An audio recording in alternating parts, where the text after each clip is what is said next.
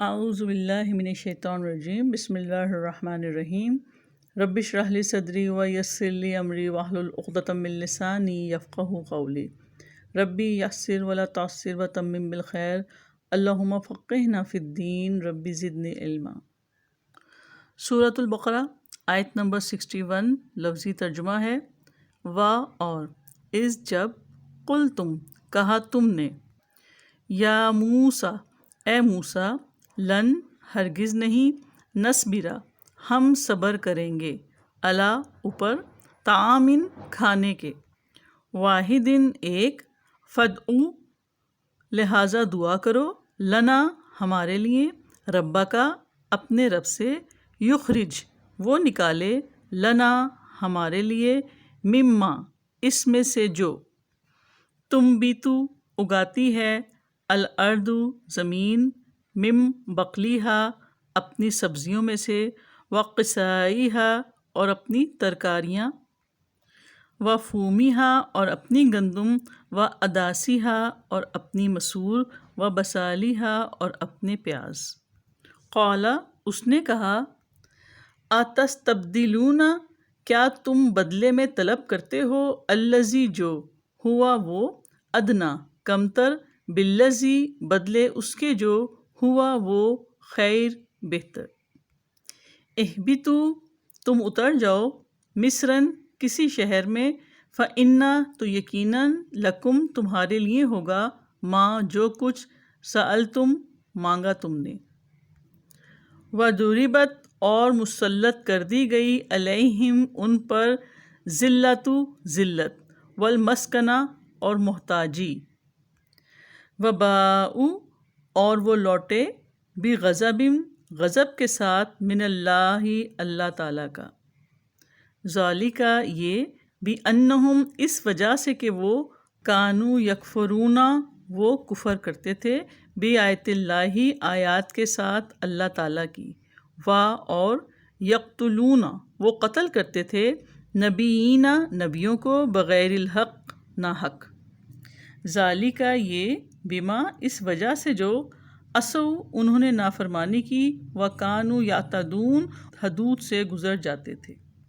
با محاورہ ترجمہ ہے، اور جب تم نے کہا، اے موسیٰ ہم ایک ہی کھانے پر ہرگز صبر نہیں کریں گے، لہٰذا اپنے رب سے دعا کرو کہ وہ ہمارے لیے اس میں سے وہ چیزیں نکالے جو زمین اگاتی ہے، اپنی سبزیوں میں سے، اور اپنی ترکاریاں، اور اپنی گندم، اور اپنے مسور، اور اپنے پیاز۔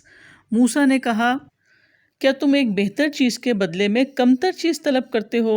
کسی شہر میں اتر جاؤ تو یقیناً جو کچھ تم نے مانگا ہے وہ تمہارے لیے ہوگا، اور ان پر ذلت اور محتاجی مسلط کر دی گئی، اور وہ اللہ تعالیٰ کے غضب کے ساتھ لوٹے۔ یہ اس وجہ سے ہوا کہ وہ اللہ تعالیٰ کی آیات کے ساتھ کفر کرتے تھے، اور اللہ تعالیٰ کے نبیوں کو ناحق قتل کرتے تھے، یہ اس وجہ سے جو انہوں نے نافرمانی کی اور وہ حدود سے گزر جاتے تھے۔ یہ بھی صحرائے سینا کا واقعہ ہے، جہاں ایک طویل مدت کے لیے بنی اسرائیل کو محصور کیا گیا تھا۔ اللہ تعالیٰ کی طرف سے من و سلوہ جیسی نعمتیں بلا مشقت مل رہی تھیں، مگر بنی اسرائیل ان چیزوں کو کھاتے کھاتے اکتا گئے تھے، تو زمینی پیداوار کا مطالبہ کر دیا۔ جنگل کی زندگی سے طبیعت بیزار ہو گئی، تو انہوں نے موسیٰ علیہ السلام سے کہا کہ ہم ایک ہی طرح کی طرز معیشت پر قناعت نہیں کر سکتے، اللہ سے دعا کیجئے کہ ہمیں زمینی پیداوار مثلاً گیہوں، اناج وغیرہ عنایت کریں، ہم خود زراعت کریں۔ تو اللہ تعالیٰ نے اس آیت میں بنی اسرائیل کو یاد دلایا کہ وہ وقت یاد کرو جب تم نے اپنے رب کی نعمتوں سے اکتاتے ہوئے، انہیں حقیر سمجھتے ہوئے کہا تھا کہ ہم ہرگز ایک کھانے پر صبر نہیں کر سکتے۔ ہم نے پچھلی آیات میں پڑھا کہ بنی اسرائیل کو اللہ تعالیٰ نے قدرتی غذائیں من و سلوہ کیوں دیں، تاکہ وہ فکر معاش سے آزاد ہو جائیں اور اللہ تعالیٰ کے احکامات کو پورا کرنے میں مصروف ہو جائیں، لیکن انہوں نے ضرورت پوری کرنے پر قناعت نہ کی، وہ لذتوں کی تلاش میں مصروف ہو گئے۔ اور اس سے پتہ چلتا ہے کہ بنی اسرائیل کتنے بے حس اور عیش پرست قوم بن گئی تھی۔ بنی اسرائیل نے موسیٰ علیہ السلام سے کہا کہ اپنے رب سے دعا کرو کہ ہمارے لیے زمین کی پیداوار نکالے، جیسے سبزی، لہسن، مسور، ککڑی، پیاز اور اسی طرح کی دوسری زمینی پیداوار۔ قال اتستبدلون الذی هو ادنی بالذی هو خیر، موسیٰ نے کہا کہ کیا تم ایک بہتر چیز کے بدلے میں کمتر چیز طلب کرتے ہو؟ یعنی جو چیز تمہیں یہاں بلا مشقت مل رہی ہے وہ اس سے بدرجہ بہتر ہے جو تم مانگ رہے ہو، اور پھر وہ مشقت کے بعد تمہیں حاصل ہوگی۔ یعنی بہتر چیز سے مراد من و سلوہ۔ اللہ تعالیٰ نے ان سے سوال کیا کہ کیا تم کھانے کی عمدہ اور نفع مند چیزوں کے بجائے ردی چیزوں کو ترجیح دیتے ہو؟ لیکن جب وہ لوگ اپنے مطالبے پر اصرار کرتے رہے تو موسیٰ علیہ السلام نے بالآخر ان کا مطالبہ تسلیم کرتے ہوئے کہا، اہبطوا مصرا، کسی شہر میں اتر جاؤ تو یقیناً جو کچھ تم نے مانگا ہے وہ تمہارے لیے ہوگا۔ مصر سے یہاں مراد ملک مصر نہیں بلکہ کوئی شہر۔ مطلب یہ کہ یہاں سے کسی بھی شہر میں چلے جاؤ اور وہاں کھیتی باڑی کرو، اپنے پسند کی سبزیاں دالیں اگاؤ، کھاؤ۔ بنی اسرائیل کا یہ مطالبہ چونکہ کفران نعمت اور تکبر پر مبنی تھا، اس لیے ناراضگی اور غضب کے انداز میں کہا گیا کہ تمہارے لیے وہاں تمہاری مطلوبہ چیزیں ہیں جو تمہیں مل جائیں گی۔ پھر فرمایا اور ان پر ذلت اور محتاجی مسلط کر دی گئی، اور وہ اللہ تعالیٰ کے غضب کے ساتھ لوٹے۔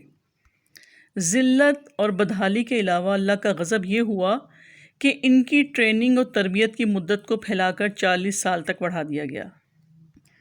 دیکھیں، اگر بنی اسرائیل اللہ اور اس کے پیغمبر موسیٰ علیہ السلام کی مرضی پر چلتے تو ممکن تھا کہ 40 سال گزرنے سے پہلے ہی شام کا ملک فتح کرنے کے قابل ہو جاتے۔ کہاں وہ انعامات اور احسانات جن کی تفصیل پیچھے گزر چکی، اور کہاں یہ ذلت مسکنت جو ان کے اوپر مسلط کر دی گئی۔ اور آگے مزید اس کی وجہ بتائی جا رہی ہے، یہ اس وجہ سے ہوا کہ وہ اللہ تعالیٰ کی آیات کے ساتھ کفر کرتے تھے۔ ذالک بانہم کانوا یکفرون بآیات اللہ، تو یہودی اس وجہ سے بھی اللہ کے غضب کے مستحق ٹھہرے کہ انہوں نے اللہ تعالیٰ کی آیات کا انکار کیا۔ اللہ تعالیٰ کی آیات کا انکار کرنے سے کیا مراد ہے کہ اللہ کی بھیجی ہوئی تعلیمات میں سے جو بات اپنی خواہشات کے خلاف لگی اس کو ماننے سے انکار کر دیا۔ بنی اسرائیل کے فرد جرم پڑھتے ہوئے اپنا اپنا احتساب بہت ضروری ہے کہ جب بھی کوئی خواہش کے خلاف بات سنی تو اس کو ماننے سے انکار کر دیا، باوجود اس کے کہ یہ اللہ کا حکم ہے، ڈھٹائی کے ساتھ اس کی خلاف ورزی کرنا اور اللہ کے حکم کی کوئی پرواہ نہ کرنا۔ اللہ تعالیٰ کے حکم کو سمجھنے کے باوجود اپنی خواہش کے مطابق بدل دینا اللہ کی آیات کے ساتھ کفر کرنے کے برابر ہے۔ دوسرا جرم، وَيَقْتُلُونَ النَّبِيِّينَ بِغَيْرِ الْحَقِّ، اللہ تعالیٰ کے نبیوں کو ناحق قتل کرتے تھے۔ بنی اسرائیل نے حضرت زکریا علیہ السلام، حضرت یحییٰ علیہ السلام، حضرت یوحنا علیہ السلام اور اس طرح کئی پیغمبروں کو قتل کیا، اور ایک روایت کے مطابق تقریباً 300 نبیوں کو قتل کیا۔ پھر فرمایا کہ ذالک بما عصوا، یہ اس وجہ سے کہ انہوں نے نافرمانی کی۔ اور یہود کی نافرمانیاں کیا تھی؟ اللہ تعالیٰ کے ساتھ شرک کیا، بچھڑے کو پوجا کی، حضرت عزیر علیہ السلام کو اللہ تعالیٰ کا بیٹا کہا، واجبات کو ترک کر دیا، حرام کاموں کا مرتکب ہوئے، اللہ تعالیٰ کا عہد توڑ ڈالا، اور امر بالمعروف و نہی عن المنکر کا کام چھوڑ دیا۔ پھر فرمایا وَكَانُوا يَعْتَدُونَ، اور وہ حدود سے گزر جاتے تھے۔ یہود نے اصل دین کو چھوڑ کر نئی نئی باتیں ایجاد کر لیں، اپنی مرضی سے گناہ اور ثواب کے فیصلے کرنے شروع کر دیے۔ یہود دین میں غلف کر کے حد سے نکلتے تھے۔ یاد رکھیں کہ دین میں کسی قسم کی کمی بیشی زیادتی ہے جو اللہ تعالیٰ کو سخت ناپسند ہے۔ اور اللہ تعالیٰ کے غضب، ذلت اور مسکنت کی دوسری صورت یہ بھی ہے کہ یہود قوم کئی بار دوسری قوموں سے پٹ چکی ہے اور آج بھی مالدار ہونے کے باوجود سخت افرادی قلت کا شکار ہیں، اور ایک چھوٹے سے خطے میں ان کی حکومت قائم ہوئی ہے، اور وہ بھی دوسری قوموں کے سہارے اپنے وجود کو برقرار رکھے ہوئے ہیں۔ اور اخلاقیات کا تو یہ حال ہے کہ آج بھی بے حیائی، فحاشی، سود خوری اور حرام خوری اس قوم کا طرز امتیاز ہے۔ سورہ مائدہ کی آیت نمبر 66 میں اللہ تعالیٰ فرماتے ہیں کہ اگر یہ اہل کتاب تورات اور انجیل اور ان دوسری کتابوں کو قائم کرتے جو ان کی جانب ان کے رب کی طرف سے اتاری گئی تھیں، تو یہ کھاتے اپنے اوپر سے اور اپنے قدموں کے نیچے سے، یعنی ان کے سروں کے اوپر سے بھی نعمتوں کی بارش ہوتی اور زمین بھی ان کے لیے نعمتیں اگلتی، لیکن انہوں نے اللہ کے احکامات کو چھوڑ کر اپنی خواہشات، اپنے نظریات، اپنے خیالات اور اپنی مصلحتوں کو مقدم سمجھا۔ حالانکہ اس قوم کو جہان والوں پہ فضیلت ملی تھی، تو جو قوم خود ہی دین سے منحرف ہو جائے وہ کسی اور کو کیا دین پہنچائے گی؟ اور آج اس مقام پر موجودہ امت مسلمہ کھڑی ہے کہ ہم تعداد میں 1.5 ارب ہونے کے باوجود اس مقام پر کھڑے ہیں جہاں عزت نام کی کوئی شے نہیں۔ دیکھیں، بنی اسرائیل کو یہ سزا ان کی نافرمانیوں کی وجہ سے اور حد سے تجاوز کرنے کی وجہ سے دی گئی۔ اللہ تعالیٰ تو ظالم نہیں ہے، اللہ تعالیٰ نے تو انہیں اونچا مقام دیا تھا اور آج ہمیں خیر امت قرار دیا۔ اب جب ہم نے اپنا مشن چھوڑ دیا تو ذلت مسکنت ہمارا مقدر بن گئی۔ اللہ کا قانون اور اللہ کا عدل بے لاگ ہے، یہ سب کے لیے ایک ہے، ہر امت کے لیے الگ الگ نہیں ہے۔ اللہ کی سنت نہیں بدلتی۔ چنانچہ بنی اسرائیل کی بدعمالیوں کے سبب ان کا جو حشر ہوا، آج وہ ہمارا ہو رہا ہے۔ اللہ تعالیٰ سے دعا ہے کہ اللہ تعالیٰ ہمیں دین کو سمجھنے کی، اس پر عمل کرنے کی اور دوسروں تک اللہ کا پیغام پہنچانے کی توفیق عطا فرمائے۔ آمین۔ سبحانک اللہم و بحمدک، نشہد ان لا الہ الا انت، نستغفرک و نتوب الیک۔ السلام علیکم ورحمۃ اللہ وبرکاتہ۔